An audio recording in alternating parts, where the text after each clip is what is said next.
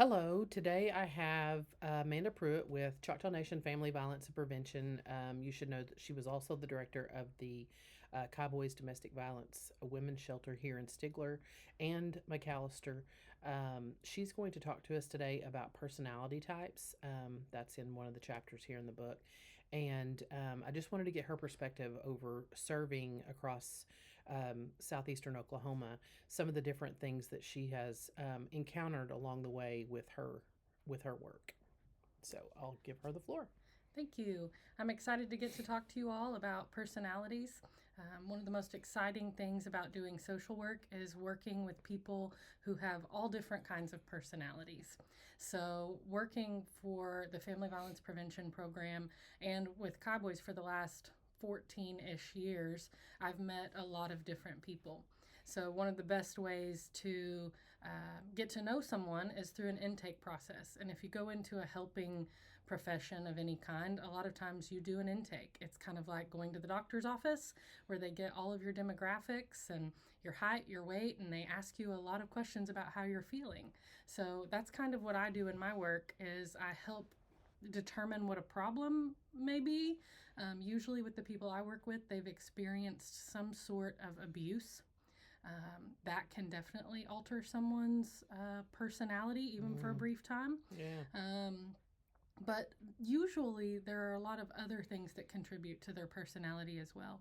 Could be their gender. You know, some gender stereotypes make someone's personality a little different. Working with a man sometimes is very different for me than working with a woman. Sometimes it's not, but getting to know someone and their background really helps.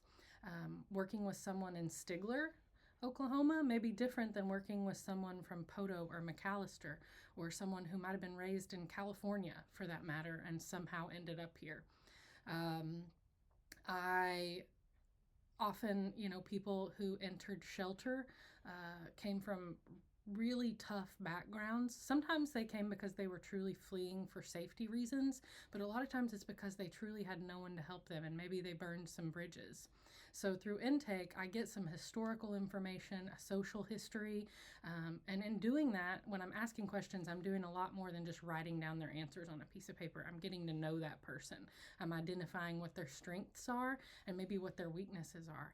I may identify some challenges they might have in communicating or some thoughts or feelings they have that they may not even know are impacting what's happening right now. Maybe it's some childhood things that have just been ingrained into them, or maybe it's a genetic thing. You know, when people say you're just like your mother, Or their ethnicity. yes, Yeah. yeah, culture is a big thing. Especially in rural areas. When I'm serving in a more urban area, I would consider, at least for this part of the world, McAllister a little more urban. That population was way different than the people that I served who had been born and raised in Kyoto, Oklahoma. So personalities were or are a big part of identifying those strengths and weaknesses and helping to plan. So part of that intake too is doing a service plan, and you have to be able to really know somebody. It's more than just a checklist. It's got to be a personalized approach. So talk about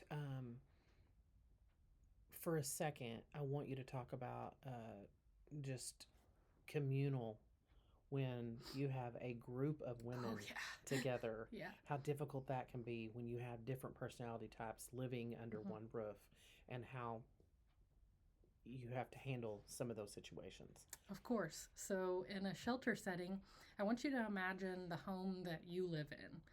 Maybe it's a 3 bedroom, 2 bath home. That's essentially kind of the makeup of some domestic violence shelters in our state. Some are big, nice facilities, but in our rural areas, they are homes. So, I want you to imagine your home, not with just your family, but let's add 2 or 3 more families, or maybe a single person, and then throw in maybe that single person is an older woman in her late 60s and she has suffered from severe mental health issues her whole life and she's just fallen through the cracks. She has no support.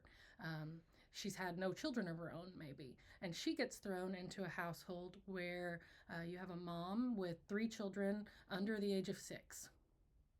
And these people are expected to get their life together and maintain their household cohesively. So then you have staff persons there working, and they're assigning chores and helping people on their individual paths to success. But in the meantime, in that house, you're navigating so and so was in the shower too long, so and so left their dirty clothes in the washer and didn't move them to the dryer. So and so stinks. They have some body odor, maybe. So and so's high. So and so's, you know, said something offensive to my child. Or maybe there's children in the household that don't get along because of their personalities. So there's a lot of contributing factors that are thrown in that as a service provider, you have to sit down and identify what's important, what the root cause of that problem is. And sometimes you're actually educating the person who may come to you with the problem with the other person. You may be educating them on, well, why do you think this person is that way? And explaining personality and where those traits have come from.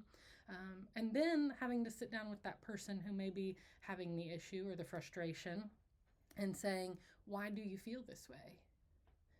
What in your background brought you here to have these thoughts or feelings? Mm-hmm. So we have to navigate those and help people problem solve. And it's more than just creating a rule or telling someone what to do. You have to help them identify where these problems may come from. Does that answer your question? Mm-hmm. Excellent. Yes. Yes. Well, we appreciate your time today and explaining personalities across the board. If you guys have any questions, Amanda, why don't you rattle off your number there if you can for... Sure. Sure. So the program I'm in right now is Choctaw Nation Family Violence Prevention. We serve people whether they are Native American or not. If they have experienced intimate partner violence, we can help connect them to resources and services. If you just have questions about our program, you're welcome to give me a call. My phone number is 580-898-4470. And you guys can also reach me by email, and I can link you with Amanda. Again, know that she doesn't just serve the Choctaw Nation population. It is open and broad, and it's anyone that has experienced intimate partner violence. So again, if you have any questions or comments, concerns, anything like that, don't hesitate to reach out. Thank you.